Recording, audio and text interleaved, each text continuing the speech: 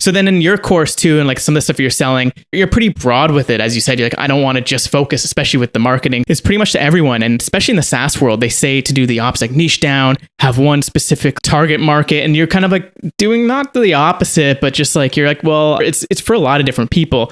I'm interested to hear your thought process, especially on the marketing front there. Yeah, I mean, it's kind of funny too, because for me, making this Notion course was me niching for the first time, right? I was like, I've been a generalist forever, mostly kind of worked with designers, but I'd often have people on my list who were not designers. And I was like, okay, like who are these people that follow me and why do they follow me? And so doubling down on Notion felt like a risk for sure. I was like, do I want to niche this hard and get known for a specific software? I was like, oh, I don't know. And so I did not take that decision lightly, but I did decide, I'm like, F it, this is a chapter. Let's try it. Let's just try it and see what happens. And worst case scenario, I have so many other skills and I've been doing all this other stuff in online courses that I would just shift gears and do something different, right? I have other products. So in some ways it felt like a big niche where I'm like, oh gosh, like this is like all the people that have followed me in the past or my friends are going to be like, what? You were working with Doki and now you're working with like, what is this? It felt a bit murky and confusing at the time. I'm like, who am I? What am I? What does it all mean? And so, yeah, doubling down on Notion, I thought that was pretty niche. But as you said, like, well, Notion attracts so many different types of people. And so I think in a way, my niche is probably a little bit more of the small, like entrepreneur, small teams. And I do kind of speak to that, like people who want to run their life and business in one place, like people who are seeking that integration, that work-life balance in a way. So in some ways, it's almost a niche in terms of values and lifestyle a little bit, even if it's not overt in the marketing. So yeah, I mean, I guess it is a bit of a marketing challenge because you're like, well, how do I frame it? If I'd framed it like this, I might have missed out on those cool people who joined because of this over here.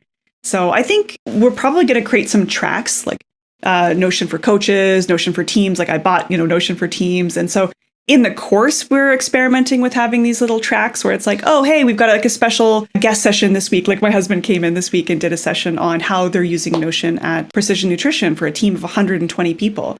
So like, what are the challenges that come up when you're onboarding that many people, when you're getting people familiar with a new technology? So the more and more that we do these office hours and I see who is coming into Notion, I can start to say like, okay, we're noticing some trends here. These are the things that keep coming up. Maybe this actually needs to break up and be its own course. Maybe we decide on the sales page as a whole that is actually more of the target market. And so I think being in that gray zone can be hard for people. Like you want to know the answer and have the sales page locked down and then you're good to go. But to me, it's a very iterative process where you're paying attention. Like who are those best customers? Who are the people that ask the best questions and kind of enrich the whole community? How do we keep tailoring the content of the course and the content of the sales page for those people specifically? So it is a challenge, especially with something as open-ended as Notion. But I'm hoping that by having these sort of tracks and identifying those unique use cases that we can kind of branch off. And that might be a chance for a Skillshare course, right? It's like, oh, let's do here's an example. My most popular video was one I made in 2019 was creating a weekly agenda from scratch in Notion. And almost every month after month, that is still the most watched video, which is so cringy because of course it's like the first video that you ever make when you don't know anything about YouTube or equipment. I'm like, God damn it. And so that video, I'm like, you know what? There's so many people looking for that and searching for that and like wanting to transition from a bullet journal to an agenda. It's like, you know what? I really should make a Skillshare course that is designing a whole weekly agenda routine with Notion.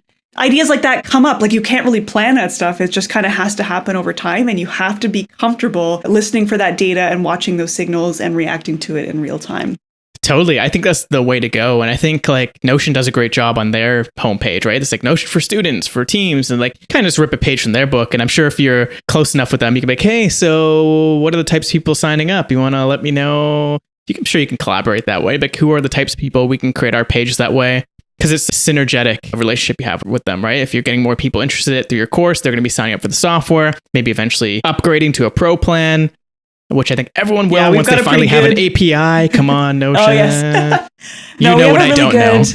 Feedback loop with them too, right? Because, I can feed them insight from the course. I'll be like, hey, do you know this many people signed up for the course this month? So it gives them an idea that people are really willing to invest in this as a tool for their future. So, and we do a pretty extensive onboarding intake form too, just to like, what are the tools you've been using before? What's your biggest frustration? What would make this course a success for you? What's your industry or role? So it's cool to kind of see who is most attracted. And so my assistant will actually go through and kind of do these monthly reports where it's like, hey, this month it was like 60% project managers, or we had people keep mentioning Google Docs, or for example, the number of people that say binge watched your YouTube videos and actually use the word binging. right? So that's why I went back to my sales page. It was like, so you've binged all the YouTube videos. Like, it's really just using their awesome. own words again, right? So yeah. That is so great. And it's so funny you said that, because I was literally going to bring up the point that, it's going to be your older videos that people find on YouTube because it's such a good search engine.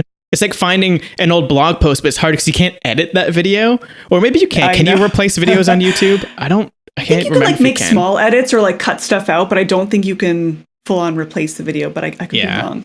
But hopefully they go to your channel and then they see browse by newest uploads. Like, oh, it's a lot better. This is old, whatever. But it's good that you did that, right? At the time you did. And it goes back to what we were saying earlier. Just like do it before you're ready. Write those blog posts, make those YouTube videos, because, it might come back maybe not a month later, but maybe a year or two later, which is insane.